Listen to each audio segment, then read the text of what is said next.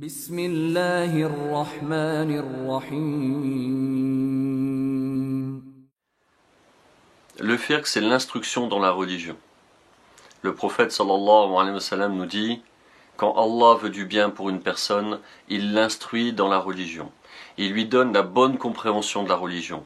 Il lui donne le fiqh de la religion. Et lui inspire sa droiture. Alhamdulillah, cela veut dire que Allah Azza wa Jal, à travers l'acquisition des sciences religieuses, nous accordera de ces dons qui sont la droiture, la piété et la guidée, que nous ne pouvons pas obtenir à travers des livres. Alhamdulillah, et cela est un don de Dieu. Mais pour cela, il faut apprendre notre religion, s'instruire dans notre religion. Et Allah, à travers cette instruction, nous donne la bonne compréhension de la religion. Dans la première année, nous étudions ensemble, Inch'Allah, Fiqh al-Ibadat, c'est-à-dire la jurisprudence, les actes, comment pratiquer nos adorations. De la purification, des règles de purification, la prière, zakat, le jeûne obligatoire et surrogatoire, et le pèlerinage. À travers ces leçons, nous espérons et nous demandons à Allah de renouveler notre attention. C'est dans l'objectif, Inch'Allah, de mieux adorer Allah.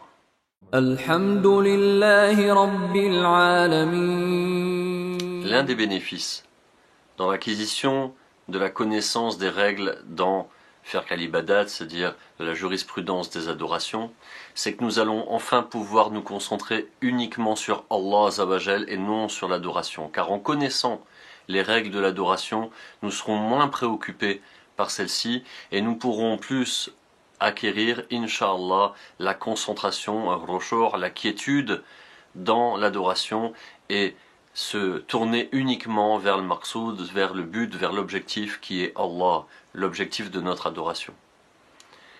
La deuxième importance nous est donnée par l'imam Malik, qui nous dit, celui qui apprend et qui acquiert la spiritualité sans le faire, celui-là est un hérétique.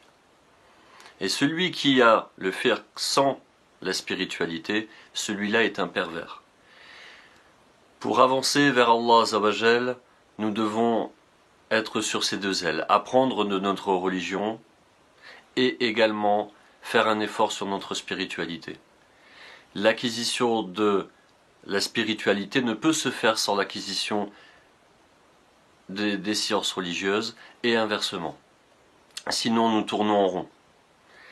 Et petit bonus en cadeau, c'est qu'avec l'apprentissage des sciences religieuses, nous allons augmenter notre capacité à cheminer vers Allah et à mieux le connaître.